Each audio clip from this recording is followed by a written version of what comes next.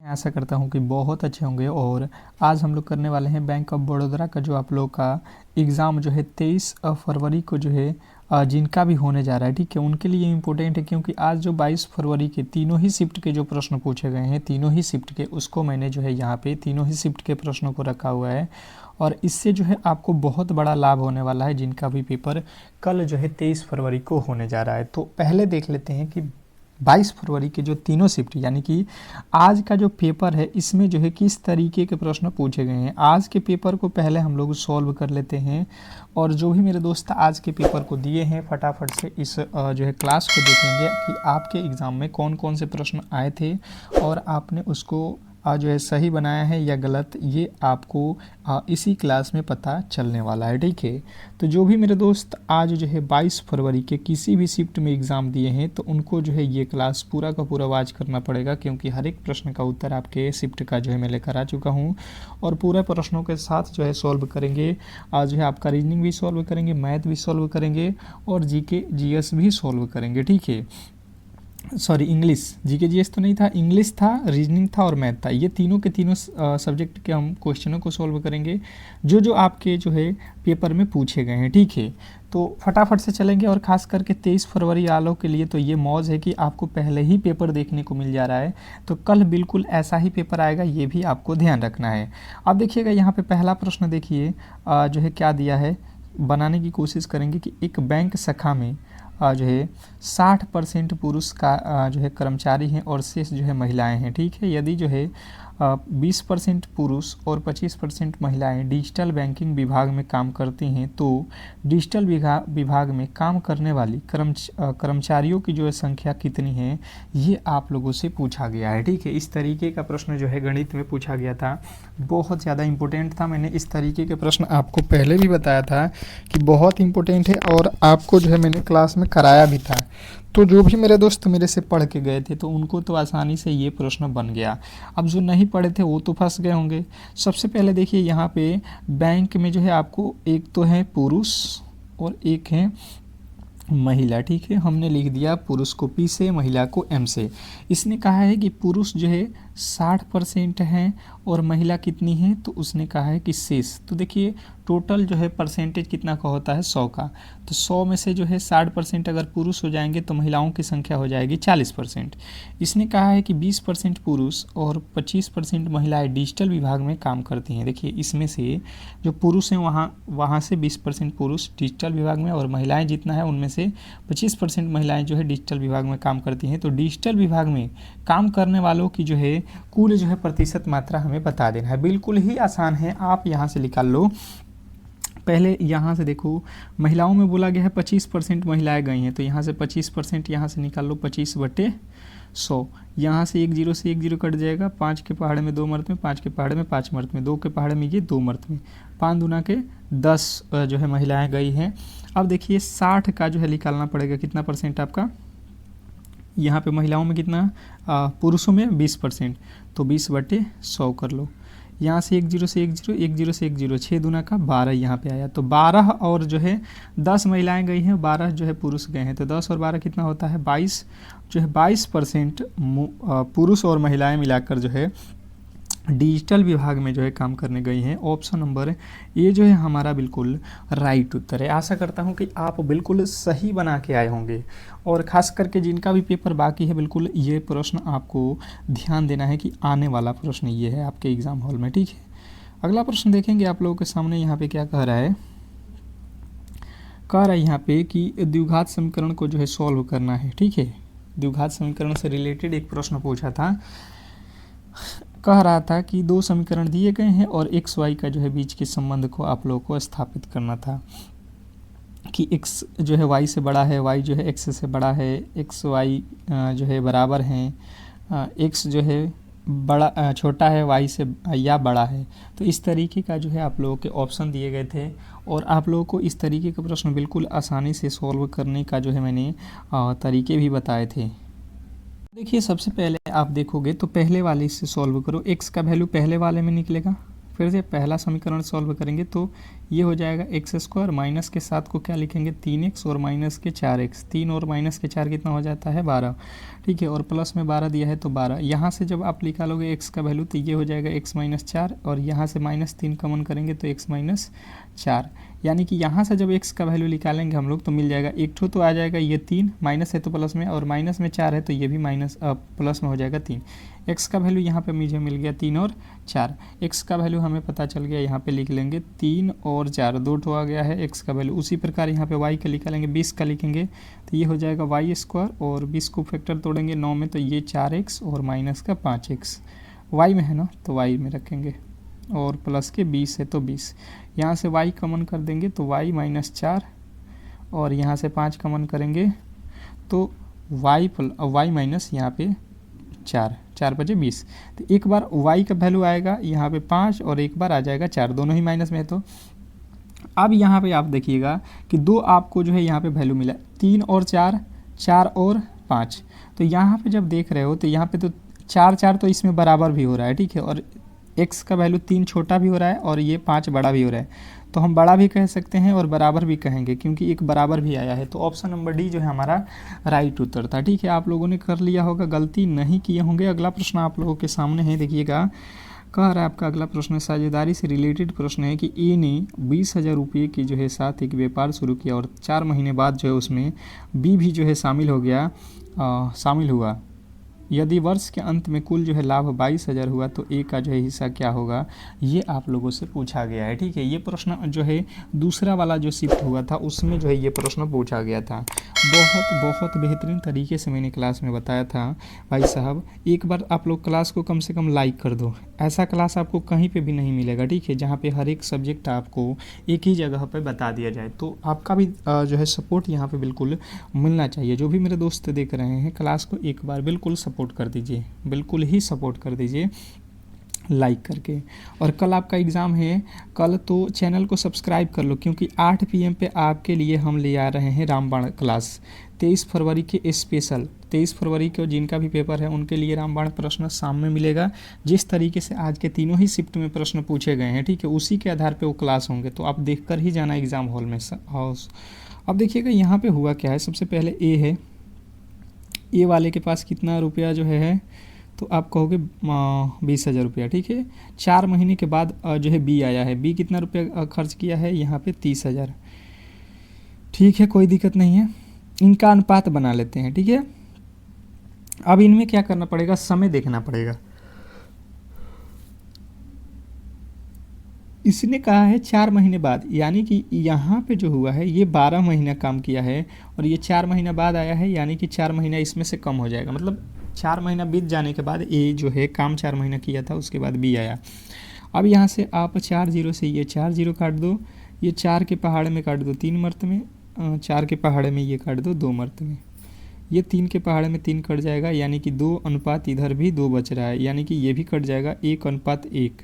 मतलब इनका जो लाभ होगा 1:1 में होगा, मतलब इनको बराबर पैसे दिए जाएंगे, ठीक है। तो बराबर पैसे दिया जाना है, यानी कि टोटल जो है आपको कितना दिया गया है 22,000। 22,000 में आधा कर दो, 11,000 जो है सबको दोनों को मिल जाएगा। बिल्कुल ही आसान था, मुझे लगता है कि गलती नहीं किए होंगे, आसानी से कर लिए होंगे, गलती की गुंजाइश भी नहीं है। अगला प्रश्न आपके सामने है, देखिएगा। सारा प्रश्न कराऊंगा, हर एक प्रश्न कराऊंगा, आप लोग वेट करो, ठीक है। अगला प्रश्न देखिएगा यहाँ पे, एक राशि पर जो है 2 वर्षों के लिए 10% वार्षिक चक्रवृद्धि ब्याज 420 है। यदि राशि समान दर से और समान अवधि के लिए साधारण ब्याज हो तो आपको बताना है यहाँ पे कि जो है यहाँ पे साधारण ब्याज क्या होने वाला है, ठीक है। बहुत बेहतरीन, बहुत लाजवाब। क्या लगता है आपको इस प्रश्न का राइट उत्तर? ये जो है आप लोगों के फर्स्ट शिफ्ट का प्रश्न है, फर्स्ट शिफ्ट का पूछा हुआ ये। अब देखिए इसको किस तरीके से आप लोगों को सॉल्व करना था। सबसे पहले देखो 2 वर्षों के लिए चक्रवृद्धि ब्याज और 2 वर्षों के लिए ही साधारण ब्याज पे हमें जो है यहाँ पे निकालना है। तो सबसे पहले आप यहाँ पे ये करो कि 10 का फ्रैक्शन कर दो यहाँ पे 1/10, यानी कि 10 की समान कितना हो जाएगा 11। 10 रुपया का जो सामान होगा अगले साल जो है 11 हो जाएगा, फिर 10 की समान अगले साल 11 हो जाएगा। यहाँ से हम गुणा कर लेंगे तो 100 हो जाएगा, यहाँ पे गुणा करेंगे तो जो है 21 हो जाएगा। ठीक है, बात क्लियर जो है आपको समझ में आ गया होगा। 21 यानी कि 100 वाला सामान 21, यानी कि कितना परसेंट का बढ़ोतरी हुआ, 21% का। आप समझ लो यहाँ पे 21% जो है इस पे चक्रवृद्धि ब्याज। अब साधारण ब्याज निकालो। देखो साधारण ब्याज क्या करता है कि जितना पहले साल हमें ब्याज मिलेगा उतना ही ब्याज अगले साल भी मिलेगा। पहला साल 10 ब्याज मिला है, अगले साल भी 10, तो 10 और 10 जोड़ दो, यानी कि टोटल ब्याज हमें कितना चाहिए, 20%। हमने देखा तो यहाँ पे साधारण ब्याज ये है CI और ये है SI, इन दोनों का जो है वैल्यू हमने देख लिया। ये है 20% और ये है 21%। अब यहाँ पे समझने वाली बात है यहाँ पे कि जो है CI जो है 21% है और SI जो है 20% है, तो इसके बीच का अंतर हम ले लेंगे। क्या करेंगे इसके बीच का अंतर, तो 21 में से 20 जाएगा, 1% का अंतर हो जाएगा। ठीक है, कितने परसेंट का, 1% का यहाँ पे अंतर हो जाएगा। अब आपको क्या करना है, 1% का अंतर यहाँ पे दिखा रहा है, या आप देखो ये जो है CI का वैल्यू दिया है, किसका, चक्रवृद्धि ब्याज कितना है, 420, तो 420 निकाल दो आपको। 420 जो है 21% के बराबर, 21% के बराबर यहाँ पे 420। अब देखिएगा यहाँ पे आप 21% का वैल्यू निकालोगे 1% का यहाँ से, तो ये तो आराम से बन जाएगा आपका कितना, 21 दूना 42 यानी कि 20। तो 20 का हमें निकालना है, तो 20 में 20 से गुणा कर दो, 20 20 ही 400 इसका वैल्यू आ रहा है। ठीक है, हमें 21% का वैल्यू दिया है जो है 420, तो 20% का वैल्यू हमें पता करना है, तो यहाँ से 1% का वैल्यू निकालेंगे, 20 हो जाएगा, 20 में 20 से गुणा करेंगे 400 जो है ऑप्शन नंबर ए जो है आपका बिल्कुल राइट उत्तर था। अगला प्रश्न था कि एक बैंक अधिकारी अपने से जो है यहाँ पे घर से बैंक 40 किलोमीटर प्रति घंटे की गति से जाता है और 60 किलोमीटर प्रति घंटे की गति से वापस आता है, तो पूरी यात्रा के दौरान उसका जो है औसत चाल क्या होगा। ठीक है, औसत चाल जो है हमें पता करना था। आप बिल्कुल ही फॉर्मूले आप लोगों को मैंने बताया था औसत चाल का, उसी पे लगा देना था आपको। एवरेज बराबर क्या मैंने बताया था आपको निकालने का फार्मूला, कि A + 2AB + AB, क्या बताया था, 2AB + A और B। आपको इसी फॉर्मूला पे जो है इसको बैठा देना था। आने वाला को बोलते हैं, आने वाले का स्पीड A हो गया और जाने वाला का B हो गया। वापस आओ जाओ, इस तरीके का जब भी प्रश्न पूछा जाए तो आपको यही जो है लॉजिक, यही फॉर्मूला जो है अपनाना है। बैठा दो यहाँ पे, बिल्कुल बन जाएगा। यहाँ पे 2 गुणे A का वैल्यू कितना दिया है 40 और B का वैल्यू दिया है 60, और बट्टा में कितना हो जाएगा, तो A और B 40 और 60 को जोड़ दो, कितना हो जाएगा 100। यहाँ से आप इसको काट दो, यहाँ से इसको काट दो, कितना हो जाएगा, 1 0 से 1 0, 1 0 से 1 0, कितना बचेगा, 6 चौके 24, 24 दूना 48 जो है आपके बिल्कुल राइट उत्तर है 48। ऑप्शन नंबर जो है आपका बी वाले जो भी मेरे दोस्त थे उनके बिल्कुल राइट उत्तर था। अगला प्रश्न आपके सामने देखिएगा, यहाँ पे कह रहा है कि एक जो है लैपटॉप की कीमत में पहले जो है 20% की वृद्धि हो जाती है और फिर से 10% की छूट दी जाती है। शुद्ध जो है लाभ या हानि प्रतिशत क्या होगा। ये प्रश्न आप लोगों से सेकेंड शिफ्ट में पूछा गया था। अब इसका जो है राइट उत्तर आपने क्या बताया है, बताने की कोशिश करेंगे सभी लोग बताइएगा कि जो है इस प्रश्न का राइट उत्तर क्या होने वाला है। इम्पोर्टेंट है, बहुत इम्पोर्टेंट प्रश्न है।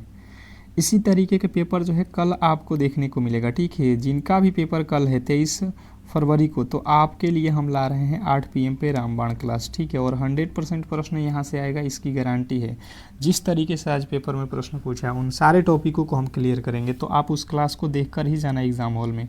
अभी चैनल को सब्सक्राइब करके लाइक करके रख लो। ठीक है, अब देखो इसको किस तरीके से आपको सॉल्व करना है। सिंपल था, आप जो है 100 रुपया मान लो कि किसी सामान का प्राइस रखे हो, फिर से जो है आप 20% बढ़ाओगे, यानी कि उसका दाम हो जाएगा 120 रुपया। फिर उस पर जो है कोई ख़रीदने आएगा तो आप बोले कि 10% का हम छूट दे देंगे, यानी कि 100 वाली सामान आप उसको कह रहे हो कि 90 में हम देने की जो है आपको लिए जो है अगर आप खरीदते हो तो दे देंगे। तो यहाँ से 1 0 से 1 0, 12 नवा 108, यानी कि अब आपने 100 रुपये का सामान खरीदा था और उसे बेच रहे हो टोटल 108 रुपये में, क्योंकि पहले तो 20% बढ़ाया था, फिर 10% कम किया, यानी कि कितना हो गया 108 में आप बेच रहे हो। तो 100 रुपये का सामान खरीदे 108 रुपये में बेचेंगे तो हमें कितना प्रॉफिट हो जाएगा, आप कहोगे 8%। 8% का लाभ जो है आप लोगों के राइट उत्तर था ऑप्शन नंबर बी, और बी जिन्होंने भी बताया था उनका बिल्कुल राइट उत्तर है। नेक्स्ट प्रश्न की ओर चलेंगे और अगला प्रश्न आप लोगों के सामने देखिएगा पूछा गया था कि जो है संख्या श्रृंखला से रिलेटेड रीजनिंग का प्रश्न पूछा गया था, ये कि दी गई जो है श्रृंखला में गलत जो है संख्या पहचाने, दी गई जो श्रृंखला इसमें जो है गलत कोई संख्या है, ठीक है, उसी को जो है पहचान करनी थी। अब देखोगे आप लोगों के सामने यहाँ पे फटाफट से इस प्रश्न के राइट उत्तर क्या मिलेगा। जो भी मेरे दोस्त हैं श्रृंखला श्रेणी चैप्टर को बेहतर तरीके से पढ़ के ही जाएंगे एग्जाम हॉल में, ठीक है। देखिए यहाँ से 10 से हो गया 20, 20 से हो गया 40, 40 से हो गया 80। अगर मैंने देखा तो यहाँ पे हर बार 2 गुना हो रहा है, ठीक है, हर बार कितना हुआ 2 गुना। यहाँ पे 80 में 2 से गुना करेंगे तो होता है कितना 160, पर लिखा है यहाँ पे 150। गलती कहाँ पे है, गलती कहाँ पे है भाई साहब, गलती है यहाँ पे 150 लिखा हुआ है, यही गलत है, ठीक है। ऑप्शन नंबर सी, यदि आपने सी को चुना है, यदि आपने सी को चुना है तो बिल्कुल राइट उत्तर है, इसमें कहीं से भी आपके डाउट नहीं होना चाहिए। बहुत बेहतरीन प्रश्न था, आशा करता हूं कि आप लोगों ने बिल्कुल सही जो है कर लिया होगा। अगला प्रश्न आप लोगों के सामने देखिएगा पूछा था यहाँ पे प्रश्न कि एक पासा फेंकने पर 4 से बड़ी संख्या आने की जो है प्रायिकता क्या है। एक पासा फेंकने पर 4 से बड़ी संख्या आने की जो है प्रायिकता क्या है, ये आप लोगों से पूछा गया था। तो सबसे पहले जो है आप लोगों को पता होना चाहिए कि डाइस पासा जो है होता क्या है। ये जिसको जिसको पता था उसने 100% बहुत ईजी प्रश्न था, आसानी से कर लिया होगा। जिसको पता नहीं था वो जो है यहाँ पे फंस गए होंगे, ठीक है। तो देख लेते हैं यहाँ पे कि जो है हुआ क्या था। सबसे पहले देखोगे आप लोग यहाँ पे, तो इसमें कह रहा था कि एक पासा फेंकने पर 4 से बड़ी संख्या आने की प्रायिकता है। तो टोटल पासा में फलकों की संख्या कितनी होती है, आप कहोगे 6। टोटल डाइस जो होता है पासा उसमें होते हैं संख्याएं 6, 1 2 3 4 5 6। उसमें से कह रहा है 4 से बड़ी संख्या, तो 4 से बड़ी संख्या आने की प्रायिकता। सबसे पहले आपको बताओ 4 से बड़ी संख्या कौन कौन होता है। एक तो होता है 5 और एक होता है 6, यानी कि 2 संख्याएं हैं, तो या तो 5 आओ या तो 6 आओ, तो ही ये जो है हमारा प्रायिकता सही हो सकता है। तो यहाँ से काट दो 2 के पहाड़े में, यानी कि 1/3 जो है चांसेस है इसके आने की। ऑप्शन नंबर बी वाले जो भी मेरे दोस्त हैं उनके बिल्कुल 100% सही उत्तर है, इसमें गलती की गुंजाइश नहीं है, ठीक है। अगले प्रश्न की ओर चलेंगे और अगला प्रश्न आप लोगों के सामने देखिएगा पूछा गया था कि जो है ए जो है बी से दुगुना कार्यकुशल है। यदि दोनों मिलकर एक काम को 12 दिनों में पूरा कर सकते हैं तो ए अकेले उस काम को कितने दिनों में करेगा। इस टाइप का जो है प्रश्न आप लोगों से पूछा गया था, ठीक है।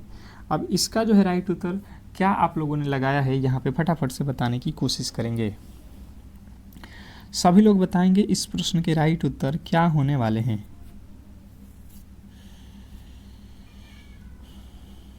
अब देखिए यहाँ पे समझिएगा फटाफट से, इसने कहा है कि ए जो है बी से दुगुना कार्यकुशल है। ए क्या है, बी से दुगुना कार्यकुशल है। ए जो है ए बी से दुगुना कार्यकुशल है। ए यहाँ पे बी से जो है दुगुना कार्यकुशल है, बी से दुगुना। बी जो है एक काम करेगा तो ए जो है दुगुना काम करेगा, यानी कि जो है 2 काम कर देगा, ठीक है। अब देखिए यहाँ पे यदि दोनों मिलकर काम को जो है 12 दिनों में करते हैं तो हम देखेंगे यहाँ पे इनका क्षमता दिया हुआ है। यहाँ पे हम देख रहे हैं कि एक दिन में ए जो है 2 काम करता है, बी जो है 1 काम करता है। टोटल काम कितना हो जाएगा 3, और टोटल ये दोनों मिलकर काम किए हैं 12 दिन, तो 12 में 3 से गुणा कर देंगे, 12 3 36। टोटल जो काम की संख्या है वो 36 हो गया। कह रहा है ए अकेले उस काम को कितने दिनों में करेगा। ए जो है कह रहा है तो ए का काम देखो एक दिन में 2 हो रहा है, तो इसमें 2 से हम भाग दे देंगे, कितना हो जाएगा 18 दिन जो है लगेंगे। एक को जो है अकेले काम करने में 18 दिन लग जाएगा। ऑप्शन नंबर ए जो है बिल्कुल आपका राइट उत्तर है, ठीक है। नेक्स्ट प्रश्न की ओर चलेंगे और अगला प्रश्न आप लोगों से देखिए पूछा गया था कि एक वृत्त का क्षेत्रफल यहाँ पे दिया हुआ है, इसका जो है परिधि क्या होगा। ये जो है क्षेत्रमिति के प्रश्न हमने बहुत अच्छे तरीके से आपको बताया था कि ये आप लोगों को बेहतर तरीके से याद होना चाहिए, ठीक है। क्षेत्रमिति के फॉर्मूला, वृत्त के क्षेत्रफल क्या होता है, क्षेत्रफल बराबर क्या होता है, वृत्त के क्षेत्रफल होता है पाई r²। ये जो है कह रहा है कि 154 है, ठीक है। आप कह रहे हो कितना है, पाई का वैल्यू 22/7 गुणे आर का वैल्यू कितना है हमें नहीं पता है। यहाँ से देखो 22 के पहाड़े में कितने मर्त में कटता है, ये 22 के पहाड़े में कटता है, ये आपका 7 मर्त में कट गया। ये जो है 7 और 7 में गुणा कर दो, 7 7 49 हो जाएगा, इधर हो जाएगा आर स्क्वायर, ये स्क्वायर को हटाओगे इधर आ जाएगा रूट, तो ये वर्गमूल किसका होता है 7 का, यानी आर का वैल्यू आ गया यहाँ से हमें 7, आर का वैल्यू कितना मिल गया हमें 7।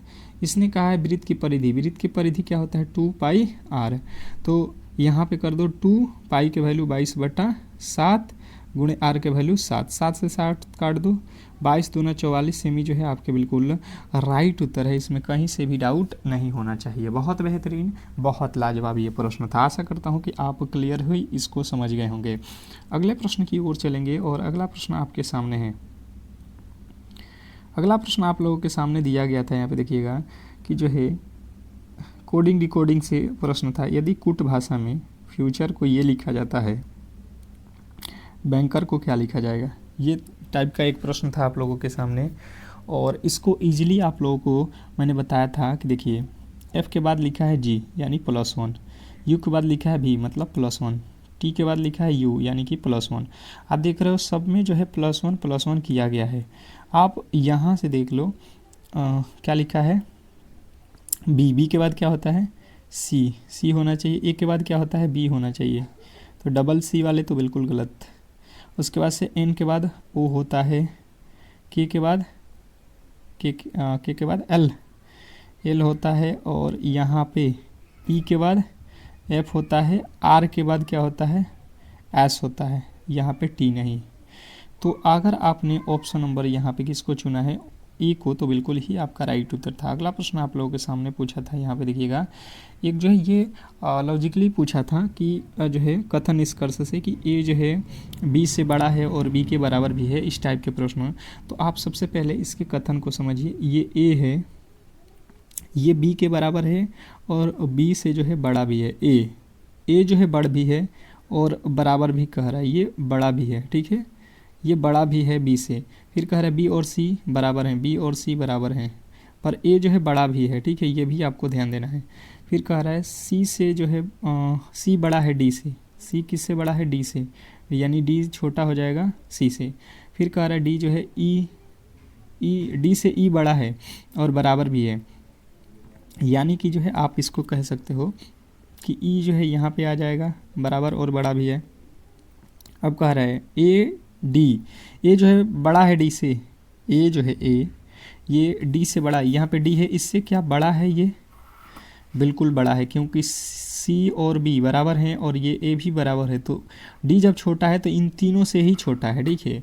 तो हम कहेंगे पहला वाला तो बिल्कुल बात सही कह रहा है। दूसरा निष्कर्ष, क्या बी जो है ई से बड़ा है, बी जो है ई से बड़ा है, नहीं जी, ई से बड़ा नहीं है, क्योंकि यहाँ पे जो है लिखा हुआ है देखिएगा कि ई जो है डी से बड़ा है और बराबर भी है, तो डी से बड़ा है तो बी के बराबर हो जाएगा, तो पहला वाला ही केवल आप सही कहोगे। अगला प्रश्न की ओर चलेंगे और अगला प्रश्न आपके सामने है ब्लड रिलेशन के प्रश्न।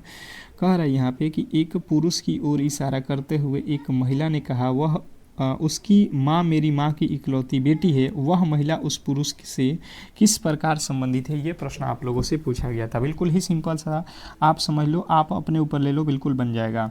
इसने कहा है कि वह महिला, एक पुरुष की ओर इशारा करते हुए, आप महिला हो, आप पुरुष के बारे में कह रहे हो कि उसकी माँ, उस महिला की माँ मेरी माँ की इकलौती बेटी है, यानी कि आपकी जो मदर हैं, ठीक है, आप ये हो पुरुष, तो आपकी मदर की क्या है, इकलौती बेटी हैं, यानी कि आपकी माँ की इकलौती बेटी हैं। कौन, उसकी माँ मेरी माँ की इकलौती बेटी है। उस पुरुष की जो माँ थी वो आपकी माँ की इकलौती बेटी है, यानी कि जो आपका पुरुष का बात हो रहा है वो यहाँ पे है।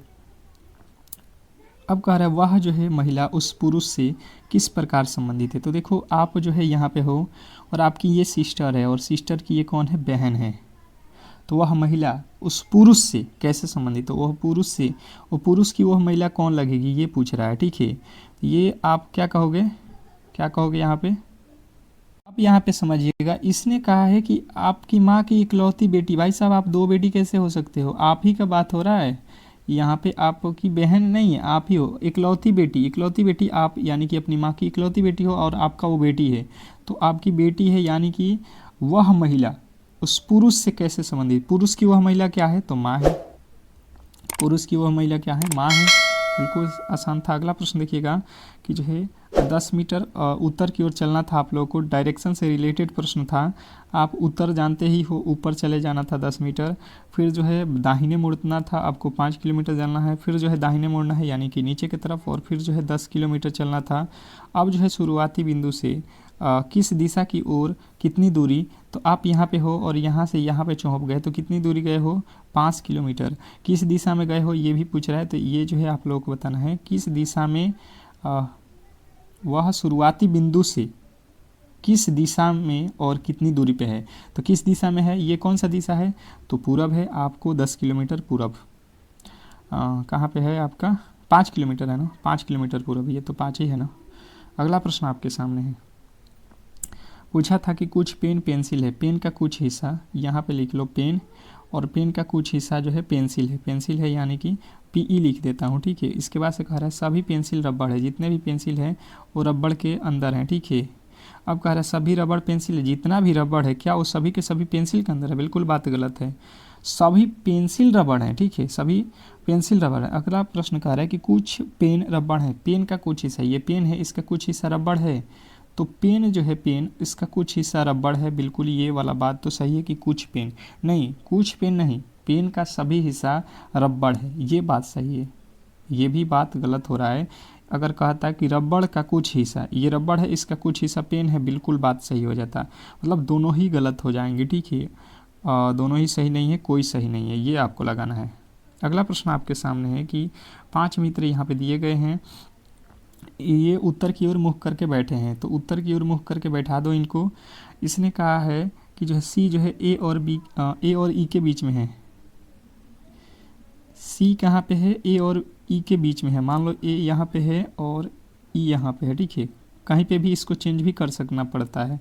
डी जो है ई के दाईं ओर है, डी कहाँ है, ई के दाईं ओर, ई के दाहिना तरफ हो जाएगा कौन, डी यहाँ पे हो जाएगा। बी किनारे पे है, बी किनारे पे है यानी कि बी यहाँ पे आ जाएगा या यहाँ पे आएगा, किस किनारे पे नहीं बताया है। यदि ए बाएं ओर है, ए बायां ओर है यानी कि ये वाला भाई साहब यहाँ पे नहीं है, यहाँ पे ही बी है, ठीक है, क्योंकि बोला है ए बायां छोर पे है तो ये बायां छोर होता है, ठीक है, तो बाएं छोर पे ए को रहने दो।